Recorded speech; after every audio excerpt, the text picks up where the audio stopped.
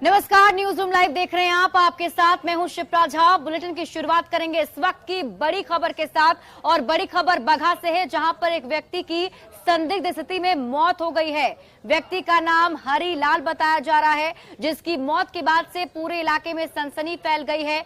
संदिग्ध स्थिति में मौत की बात सामने आ रही है, लेकिन परिजन शराब पीने से मौत का दावा कर रहे हैं। परिजनों का कहना है कि जहरीली शराब पीने से हीरा लाल नाम के शख्स की मौत हुई है। लौकरिया थाना क्षेत्र के पिपरा धिरौली वार्ड नंबर 15 की ये घटना बताई जा रही है। तो आपको इस वक्त की बड़ी खबर बता दें बगहा से, जहां पर संदिग्ध स्थिति में एक और व्यक्ति की मौत हुई, जिसका नाम हीरा लाल राम बताया जा रहा है।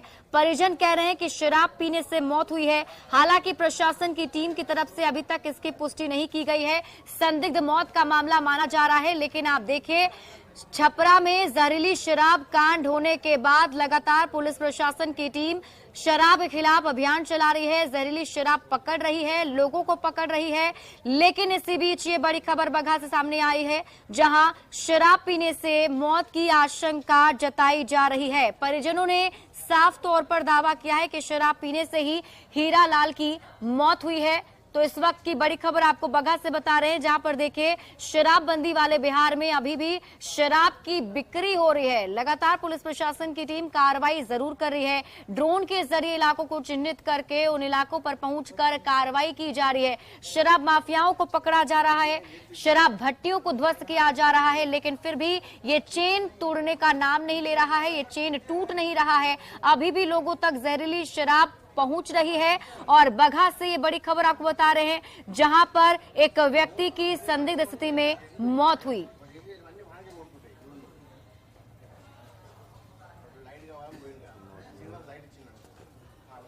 कहाँ मिली थी सर? यही गांव में मिली थी, पिपरा धिरौली में।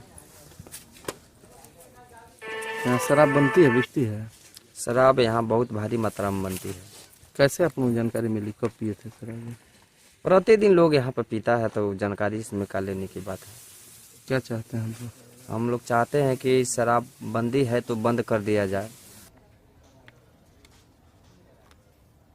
बढ़ते हैं आगे और इसी बीच आपको बता दें, भारतीय टीम के स्टार क्रिकेटर ऋषभ पंत एक हादसे का शिकार हो गए हैं। बताया जा रहा है कि उनकी जो कार है वो डिवाइडर से टकरा गई, जिसके बाद पूरी कार जलकर राख हो गई। तस्वीरें भी हम आपको उस हादसे की दिखा रहे हैं, जिस तरीके से डिवाइडर से जब कार टकराई तो उसके बाद कार में आग लग गई और गाड़ी ने आग पकड़ी तो पंत शीशा तोड़कर बाहर निकल गए। हालांकि पंत को फिर भी काफी गंभीर चोटें आई हैं। हादसे का सीसीटीवी फुटेज भी सामने आया। रुड़की लौटते समय गुरुकुल नारसन के पास यह हादसा हुआ है। देहरादून के अस्पताल में उनका इलाज चल रहा है। दो तस्वीरें आपके टीवी स्क्रीन पर मैं आपको दिखा रहे हैं। पहली तस्वीर में देखिए जिस कार पर सवार थे ऋषभ पंत, ये उस कार की तस्वीर है जो जलती हुई आपको दिखाई दे रही होगी। ये दूसरी तस्वीर सीसीटीवी फुटेज सामने आया है, जब हादसा हुआ किस तरीके से फुल स्पीड में कार थी और कार जाकर डिवाइडर से टकरा गई और अचानक से उस कार में फिर आग लग गई। हालांकि ऋषभ पंत ने खुद को बचाने के लिए कार का शीशा तोड़ा और उसके बाद वो बाहर निकल गए। और उसके बाद देखिए जिस तरीके से कार जली है, उसको देखकर सहज अंदाजा लगाया जा सकता है कि हादसा कितना भीषण वहां पर हुआ होगा। और काफी ज्यादा गंभीर चोट ऋषभ पंत को आई है। वो तस्वीर हम आपको दिखा रहे हैं अस्पताल में जब ऋषभ पंत को एडमिट किया गया था, वहां की तस्वीर। काफी गंभीर स्थिति उनकी बताई जा रही है, सड़क हादसे में जख्मी हो गए हैं। और ये सीसीटीवी फुटेज हम आपको दिखा रहे हैं, आप देखिए जिसमें स्पीड में कार आती हुई आपको दिखाई दे रही होगी और ये सीधे आते हुए डिवाइडर से टकरा जाती है कार और अचानक से उस कार में फिर आग लग जाती है। किसी तरीके से ऋषभ पंत खुद को कार से बाहर निकालते हैं, कार का शीशा तोड़कर वो बाहर निकलते हैं और उसके बाद पूरी कार जलकर राख हो जाती है। उस जली हुई कार को देखकर ही आप समझ पाएंगे कि किस वक्त वहां पर क्या कुछ मंजर रहा होगा। ये दो तस्वीर हम आपको उस वक्त की दिखा रहे हैं सड़क हादसे की, और ये कार के जलने की तस्वीर है जब कार वहां पर जल रही थी। आप देखिए किस तरीके से धू धू करके वो कार जल रही है, आग की लपटें आपको दिखाई दे रही होगी उस सड़क पर। बताया जा रहा है कि उनकी कार जब डिवाइडर से टकराई तो उसके बाद अचानक से आग लग गई और गाड़ी में जैसे ही आग लगी तो पंत ने शीशा तोड़ा, फिर खुद को बाहर निकाला, लेकिन फिर भी वो इसमें काफी गंभीर रूप से जख्मी हो गए हैं। हादसे का जो सीसीटीवी फुटेज है वो हम आपको आपके टीवी स्क्रीन पर दिखा रहे हैं। ये हादसा दिल्ली देहरादून हाईवे पर हुआ है जब उनकी कार डिवाइडर से टकरा गई।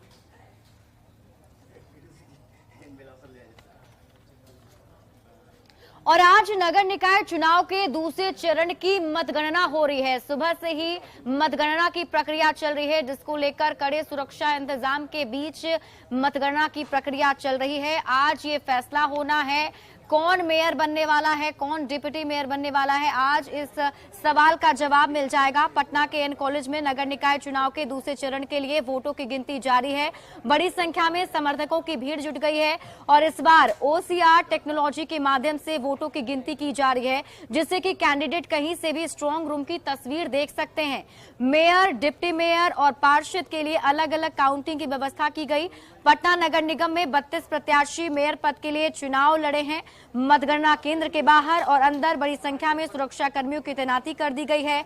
डीडीसी की माने तो कुल 20 राउंड में मतगणना होगी और दोपहर से रुझान आना भी शुरू हो जाएगा। डीडीसी तनय कुमार ने इसकी जानकारी दी है। न्यूज 18 संवाददाता रजनीश कुमार की ये रिपोर्ट देखिए।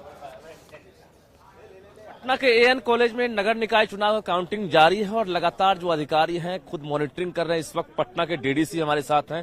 सर, सभी जगह जो टेबल है वहां पर काउंटिंग शुरू हो चुका है। पटना नगर निगम का जो चुनाव की मतगणना है आज एएन कॉलेज में संपन्न की जा रही है। उसमें कुल 22 काउंटिंग हॉल में 320 टेबल हैं। सभी में मतगणना स्टार्ट हो गई है। सभी पद यानी डिप्टी मेयर, मेयर और वार्ड पार्षद तीनों की मतगणना साइमल्टेनियसली कराई जा रही है। क्या बदलाव इस बार किए गए हैं? कहा गया कि ओसीआर सिस्टम जो है टेक्नोलॉजी के माध्यम से सर हर एक टेबल पे ओसीआर का कैमरा लगाया गया है। जो ईवीएम में रिजल्ट होता है उसको ऑटोमेटिकली कैप्चर कर लेता है और रिजल्ट जनरेट करता है। कोई आरोप प्रत्यारोप की संभावना नहीं बनी? अभी किसी भी प्रकार का कोई इश्यू नहीं। कितने बजे तक रुझान आना स्टार्ट हो जाएगा? काउंटिंग में तो हर टेबल पे लगभग 20 राउंड है, सो दोपहर शाम तक काउंटिंग चलेगी। लेकिन जैसे जैसे रिजल्ट आएगा हम लोग डिक्लेयर करना स्टार्ट कर देंगे राउंड वाइज। सुरक्षा को लेकर क्या कहेंगे? हर एक गेट पे, एंट्री गेट्स पे फोर्स तैनात है। हर ही मतगणना कक्ष के बाहर भी फोर्स तैनात है। जितने हमारे स्ट्रांग रूम है उसके सामने फोर्स है और साथ ही साथ हर काउंटिंग हॉल पे मजिस्ट्रेट्स भी हमने तैनात किए हैं। भीड़ काफी ज्यादा है, उत्साह बहुत ज्यादा है। ऐसे में जो क्राउड मैनेजमेंट है उसके साथ साथ जुलूस को लेकर क्या तैयारी है? 144 लगा है काउंटिंग हॉल पे। ये लगातार अनाउंस भी किया जा रहा है कि किसी भी प्रकार का जुलूस या किसी भी तरह का पूर्ण रूप से प्रतिबंध रहेगा। बिल्कुल। तो तनय सुल्तानिया पटना के डीडीसी खुद यहाँ पर मौजूद हैं और एक बार हम कैमरे की नजर से जरा हम पैन करके तस्वीर दिखाते हैं कि पटना के एएन कॉलेज में काउंटिंग जारी है। चाहे वो प्रत्याशी हो या फिर उनके समर्थक हो, उनकी निगाहें लगातार काउंटिंग नजर बनी हुई है और कुल 20 राउंड में काउंटिंग होना है, जिसको लेकर 300 से ज्यादा टेबल लगाए गए हैं, जहां पर जो मतगणना कर्मी हैं वो लगातार काउंटिंग कर रहे हैं और बीच बीच में अनाउंसमेंट की व्यवस्था की गई है। साथ ही दोपहर 12 बजे के बाद कुछ रुझान आना शुरू हो जाएगा। मेयर पद की बात करें, सभी की निगाहें पटना के नए मेयर को लेकर ही टिकी हुई है। हालांकि आज प्रत्याशियों के भाग्य का फैसला हो जाएगा कि आखिर जीत का सेहरा किसके सर पर बनता है। कैमरामैन सुबोध के साथ रजनीश कुमार, न्यूज 18 पटना। और नगर निकाय चुनाव के जैसे जैसे परिणाम आ रहे हैं, जैसे जैसे प्रत्याशियों के जीत की घोषणा की जा रही है, वैसे वैसे एएन कॉलेज के बाहर समर्थकों की भीड़ भी बढ़ती चली जा रही है। वहां पर समर्थक जीते हुए प्रत्याशी के लिए फूल माला लेकर उनके स्वागत में खड़े नजर आ रहे हैं और वहां की तस्वीर भी हम आपको दिखा रहे हैं। देखिए, वार्ड पार्षदों की जीत की घोषणा होते ही एएन कॉलेज के बाहर बड़ी संख्या में समर्थक फूल माला लेकर पहुंच गए। लगातार नारा लगाया जा रहा है। समर्थकों को रोकने में बड़ी संख्या में सुरक्षा कर्मी और अधिकारी खुद लगे हुए हैं। एएन कॉलेज के बाहर जायजा लिया हमारे संवाददाता रजनीश कुमार ने। पटना नगर निकाय चुनाव में मतगणना के दौरान अब प्रत्याशियों के जीत की घोषणा होने लगी है और जीत की खुशी में देख सकते हैं किस तरह से लगातार समर्थक जो है नारेबाजी करते हुए नजर आ रहे हैं। तो प्रशासन के लिए एक बड़ी चुनौती है, क्योंकि क्राउड मैनेजमेंट करने के लिए देख सकते हैं बड़ी संख्या में सुरक्षा कर्मियों की तैनाती की गई है। पटना के एएन कॉलेज के बाहर बैरिकेड किया गया है और खुद जो वरीय अधिकारी हैं, तमाम जो वरीय अधिकारी खुद यहाँ मौजूद हैं। समर्थक फूल माला लेकर पहुंचने लगे हैं। लगातार जिंदाबाद का नारा लग रहा है। जिस प्रत्याशी की जीत होती है उनके समर्थक यहाँ फूल माला लेकर पहुंच रहे हैं। तो ये तस्वीर है, आज प्रत्याशियों के भाग्य का फैसला हो रहा है। ऐसे में जो वार्ड पार्षद की बात करेंगे तो वार्ड नंबर 1 से लेकर वार्ड नंबर 75 तक जो प्रत्याशी हैं उनके जीत की घोषणा होगी और अब तक 4 वार्ड के प्रत्याशियों की घोषणा हो रही है और समर्थक जो है फूल माला लेकर पहुंचे हैं। जरा दिखाते हैं हम किस तरह से माला लेकर लोग पहुंचे हुए हैं। जरा माला उठाइए आप, देखिए, ये देखिए किस तरह से माला लेकर पहुंचे हैं कि प्रत्याशियों के गले में जो है माला पहनाएंगे और जीत की खुशी में जश्न मनाएंगे।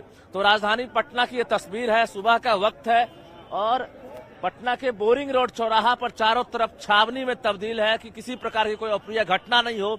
इसको लेकर सचिवालय एएसपी हो, पटना के सिटी एसपी हो या तमाम जो अधिकारी हैं खुद यहाँ देखिए कैंप कर रहे हैं और अंदर में भी सुरक्षा कर्मियों की तैनाती की गई है। तो कुल मिलाकर धीरे धीरे जो प्रत्याशी हैं उनके जीत की घोषणा होगी और यूं ही जश्न की तस्वीर सामने आती रहेगी। कैमरामैन सुबोध के साथ रजनीश कुमार, न्यूज 18 पटना। और नगर निकाय चुनाव के दूसरे चरण के लिए समस्तीपुर में भी काउंटिंग सुबह से चल रही है। यहां पर भी अलग अलग कक्ष बनाए गए हैं जहां पर 14 टेबल लगाए गए हैं और हर राउंड की काउंटिंग के बाद रिजल्ट जो है वो बताया जा रहा है। धीरे धीरे रुझान आने भी शुरू हो गए हैं। समस्तीपुर की अगर बात की जाए तो इस बार समस्तीपुर नगर निगम, सिंधिया और मुशरीघरारी नगर पंचायत के लिए मतगणना जारी है। मतगणना को लेकर हर निकाय के लिए एक मतगणना कक्ष का निर्माण किया गया। प्रत्येक मतगणना कक्ष में 14 टेबल लगाए गए हैं। समस्तीपुर जिले के लोगों के साथ साथ पूरे बिहार की नजर आज समस्तीपुर नगर निगम क्षेत्र के चुनाव परिणाम पर है, क्योंकि यहां विधानसभा उपाध्यक्ष महेश्वर हजारी की प्रतिष्ठा दांव पर लगी हुई है। यहां से उनकी पत्नी संध्या हजारी अपनी किस्मत आजमा रही हैं। वहीं पूर्व पशुपालन मंत्री रामाश्रय सैनी वार्ड प्रत्याशी के रूप में अपनी किस्मत आजमा रहे हैं। मतगणना केंद्र का जायजा लिया न्यूज 18 संवाददाता मुकेश कुमार ने। समस्तीपुर में नगर निकाय चुनाव के आज दूसरे और अंतिम चरण के मतगणना हो रहे हैं और समस्तीपुर कॉलेज समस्तीपुर को मतगणना केंद्र बनाया गया है। और बता दें कि यहाँ पे आज समस्तीपुर नगर निगम और मुशरीघरारी नगर पंचायत के अलावे सिंधिया नगर पंचायत के मतगणना यहाँ पे होनी है और जिसको लेके सुरक्षा व्यवस्था कड़ी की गई है और ये मुख्य द्वार है और यहाँ से जो भी लोग जाते हैं उन्हें जांच करके अंदर भेजी जाती है। और सबसे दिलचस्प मुकाबला जो है वो समस्तीपुर नगर निगम क्षेत्र में है, जहां पे विधानसभा उपाध्यक्ष महेश्वर हजारी की प्रतिष्ठा दांव पर लगी हुई है। वहीं बिहार सरकार के पूर्व मंत्री रामाश्रय सहनी जो वार्ड सदस्य के लिए चुनाव लड़ रहे हैं, उनकी भी प्रतिष्ठा दांव पर लगी हुई है और सबकी नजर समस्तीपुर नगर निगम के चुनाव परिणाम पर टिकी हुई है। अब मतगणना में क्या परिणाम आते हैं ये तो आने वाला वक्त बताएगा। Mukesh Kumar, news 18 network, Samastipur. और पटना में एक बार फिर से न्यूज 18 की खबर का बड़ा असर हुआ है। एएन कॉलेज के गेट फांदने वाले वीडियो वायरल होने के बाद इस पर संज्ञान ले लिया गया है। आपको बता दें कि एएन कॉलेज में जब मतगणना कक्ष बनाए गए हैं, मतगणना सेंटर बनाया गया है, उसके बाद से एक वीडियो वायरल हो रहा था जिसमें कुछ युवक मतगणना केंद्र के अंदर गेट फांदकर जा रहे थे और उस वायरल वीडियो पर डीएम ने संज्ञान लिया है। डीएम ने गेट फांदने वाले युवकों के खिलाफ कार्रवाई का भरोसा दिया, साथ ही सिक्योरिटी इंचार्ज को भी चेतावनी दी है।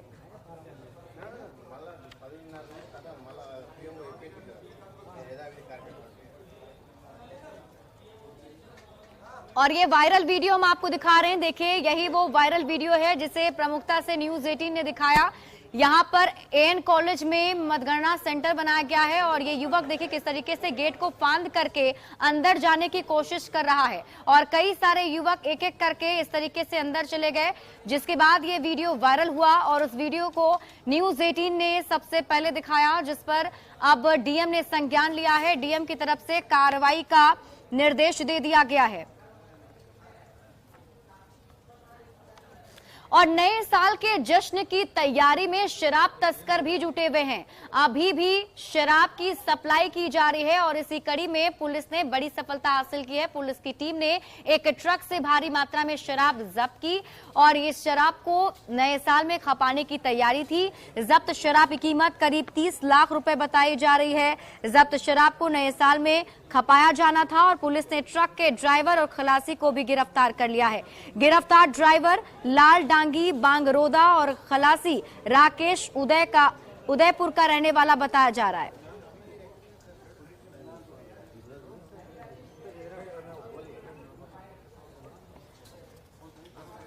और मशक शराब कांड के बाद प्रशासन की टीम काफी ज्यादा एक्टिव हो चुकी है और प्रशासन की टीम लगातार कार्रवाई कर रही है और कार्रवाई के दौरान कई सारे भट्टियों को ध्वस्त किया जा रहा है, शराब बरामद की जा रही है, शराब को भी मौके पर ही नष्ट कर दिया जा रहा है।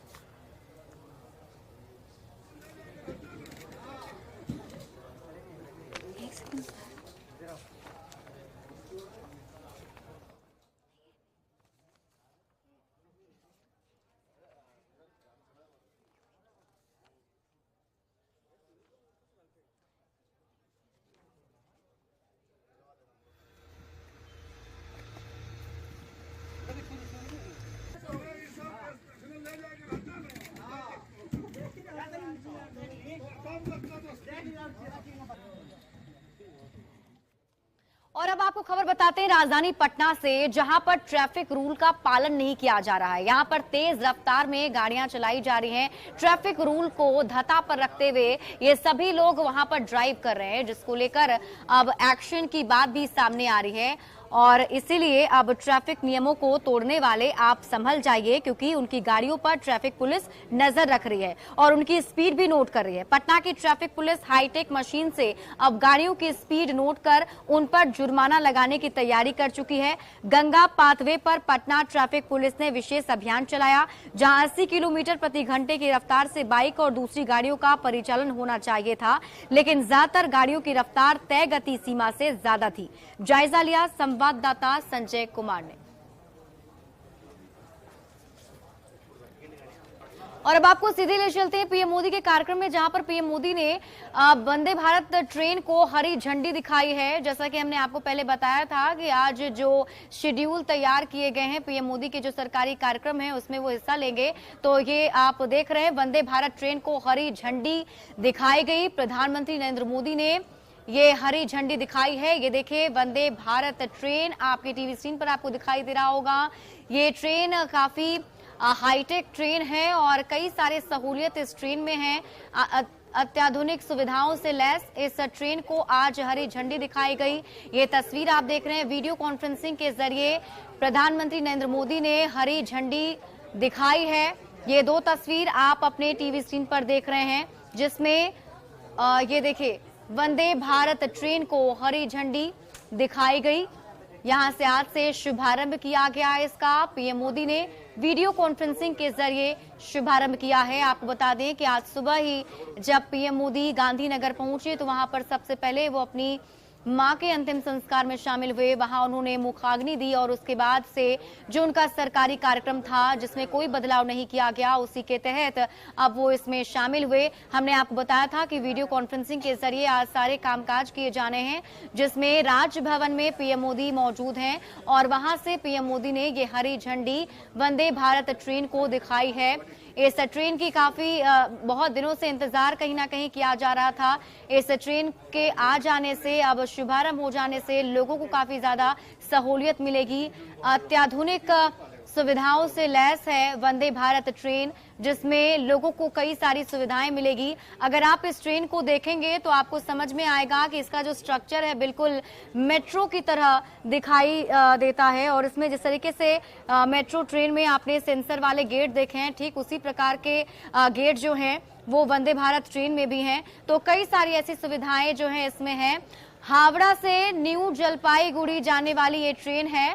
किशनगंज के रास्ते से ये ट्रेन होकर के हावड़ा से जलपाईगुड़ी जाएगी और वहां पर अब इसका शुभारंभ कर दिया गया है, जिसे पीएम मोदी ने आज हरी झंडी दिखाई है। ये कार्यक्रम स्थल की तस्वीर हम आपको दिखा रहे हैं, जहां से जिस स्टेशन से इसे अभी रवाना किया गया। पीएम मोदी इस कार्यक्रम में वीडियो कॉन्फ्रेंसिंग के जरिए जुड़े और उन्होंने इसे हरी झंडी दिखाई है। और अब आपको बता दें कि प्रधानमंत्री नरेंद्र मोदी सबसे पहले आज जब गांधीनगर पहुंचे तो उन्होंने सबसे पहले अपनी मां को कंधा दिया। आज उनके लिए बेहद ही दुखद घड़ी और दुख की खबर उनके लिए, क्योंकि आज सुबह करीब 3:30 बजे उनकी मां का निधन हो गया। हीराबा के निधन के बाद से पीएम मोदी जो हैं वहां जल्दी पहुंचे और उसके बाद उन्होंने मुखाग्नि उन्हें दी है। ये मुखाग्नि की तस्वीर आप देख रहे हैं। आपको बता दें कि आज हीराबा पंचतत्व में विलीन हो गई। शमशान घाट पर पीएम मोदी के साथ साथ उनका पूरा परिवार मौजूद था और पीएम मोदी ने मां को मुखाग्नि दी है। ये देखिए, उस वक्त की तस्वीर आप देख रहे हैं जब शमशान घाट पर पार्थिव शरीर लाया गया था और वहां पर पीएम मोदी ने अपनी मां को नमन किया और फिर मुखाग्नि दी। तो पंचतत्व में विलीन हो गई प्रधानमंत्री नरेंद्र मोदी की मां हीराबा। और ये 5 तस्वीर आपके टीवी स्क्रीन पर हम आपको दिखा रहे हैं, जिसमें आप इस पूरी तस्वीर को देखकर सब कुछ समझ पा रहे होंगे किस तरीके से एक एक रीति रिवाज जो है वो इसमें किया गया। और पीएम मोदी के मां के निधन पर सभी लोगों ने दुख जताया है। साथ ही साथ बिहार के मुख्यमंत्री सीएम नीतीश कुमार ने भी इसको लेकर शोक व्यक्त की। ट्वीट के जरिए उन्होंने शोक संवेदनाएं व्यक्त की हैं, जिसमें उन्होंने लिखा कि माननीय प्रधानमंत्री नरेंद्र मोदी जी की मां श्रीमती हीराबेन के निधन पर असहनीय और अपूरणीय क्षति है। दिवंगत आत्मा की चिर शांति तथा प्रधानमंत्री मोदी जी एवं उनके परिजनों को दुख की इस घड़ी में धैर्य धारण करने की शक्ति प्रदान करे।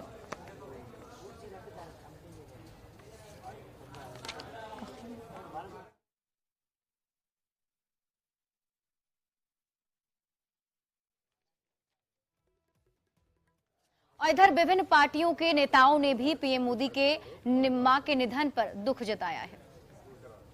जिस मां ने, हीराबा ने इस देश को एक अच्छा नेतृत्व दिया और इस देश को श्रेष्ठ बनाने वाला नेतृत्व आदरणीय नरेंद्र मोदी जी को देने का काम किया, वैसी मां जिसके साये में तो पूरा आकाश जिसके नीचे दिखता है, पूरा दुनिया दिखता हो, और वैसी मां यदि हम लोगों को छोड़ के चली गई तो ये देश के प्रधानमंत्री आदरणीय नरेंद्र मोदी जी और पूरे देश के लिए एक शोक की लहर दौड़ पड़ी है। आदरणीय प्रधानमंत्री नरेंद्र मोदी जी की माताजी मां हीराबेन के निधन का दुखद समाचार प्राप्त हुआ है। मुझे आप ही लोग चैनल के माध्यम से पिछले साल कोरोना में उनके थाली बजाने की तस्वीर वायरल हुई थी। मैं उस महान देवी का परलोक गमन पे अपनी तरफ से, अपने पार्टी के सभी लोगों के तरफ से अपनी संवेदनाएं और श्रद्धांजलि व्यक्त करता हूं। प्रधानमंत्री जी की माता जी का निधन हो गया। माता जी सिर्फ मोदी जी की नहीं, हम सब लोगों की माता थी। कुछ दिनों से बीमार थी और अचानक वो हम लोगों के बीच से चली गई। मोदी जी की मां प्रेरणा स्रोत है देश के लिए। जिस कष्ट से अपने बच्चों को पाला, बढ़ा किया और इस योग्य बनाया जो सिर्फ देश के नहीं बल्कि दुनिया का नेतृत्व करने के लिए सक्षम है। पूरा झारखंड मर्माहत है, पूरा देश मर्माहत है। हम श्रद्धांजलि अर्पित कर रहे हैं उनकी मां को, लेकिन साथ साथ उनको हम स्मरण करेंगे कि एक मां की भूमिका और मां की जो स्वरूप होती है उसका उन्होंने अपने जीवन में प्रेरणा देने का काम किया। और मैं इतना ही कह सकता हूं कि पूरा झारखंड आज श्रद्धांजलि अर्पित कर रहा है, पूरा देश श्रद्धांजलि अर्पित कर रहा है और ईश्वर से प्रार्थना है कि अपने चरणों में उनको स्थान दे और उनकी आत्मा को शांति प्रदान करे। और मिथिला के प्रसिद्ध लोक गायिका और लेखिका जयंती देवी का निधन हो गया है। उन्होंने 85 साल की उम्र में अंतिम सांस ली। आपको बता दें कि दिल्ली में कई दिनों से वो एडमिट थी, जहां उन्होंने अंतिम सांस ली है। बिहार सरकार के जल संसाधन मंत्री संजय झा ने शोक जताया है। उनके निधन से पूरे मिथिला में शोक की लहर है। उनका जन्म दरभंगा के उजान के गंगौली टोला में 1937 में हुआ था।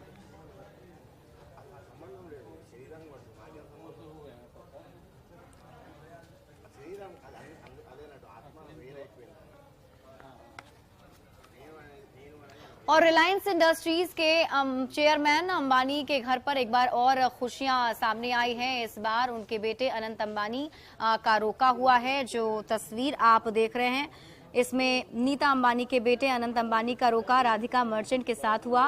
राधिका मर्चेंट, शैला मर्चेंट और वीरेन मर्चेंट की बेटी हैं।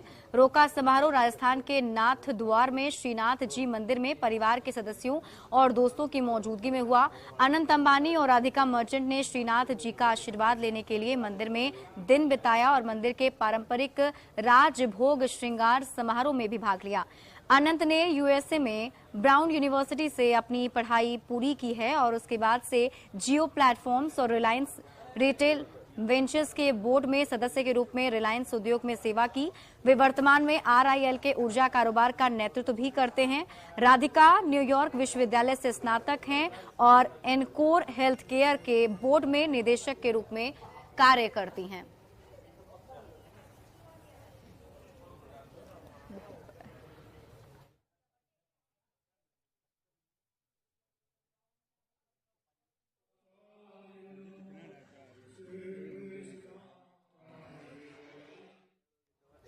और ऑनलाइन फ्रॉड के काफी सारे लोग आजकल शिकार हो रहे हैं, तो ऑनलाइन फ्रॉड से आप कैसे बच सकते हैं, इसको लेकर गूगल इंडिया और न्यूज 18 नेटवर्क ने एक इनिशिएटिव लिया है जिसमें हम आपको हर रोज ये जानकारी देते हैं कि किस तरीके से आप फ्रॉड से बच सकते हैं। हमारी ये अगली स्टोरी आपको देखिए।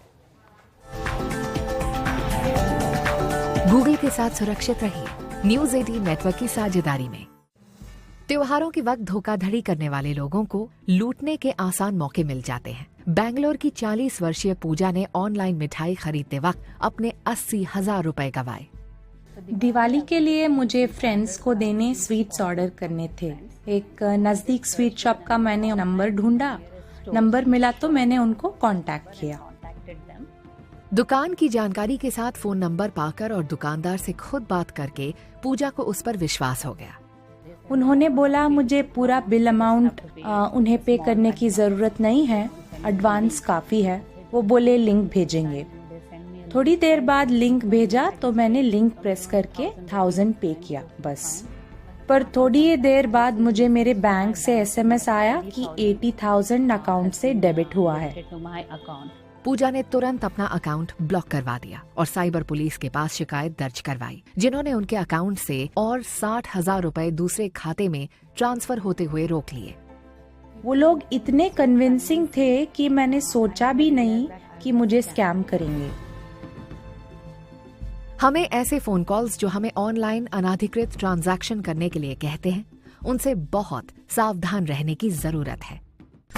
गूगल के साथ सुरक्षित रहिए न्यूज 18 नेटवर्क की साझेदारी में। और फिलहाल इस बुलेटिन में अभी के लिए बस इतना ही। आप देखते रहिए न्यूज 18 बिहार झारखंड।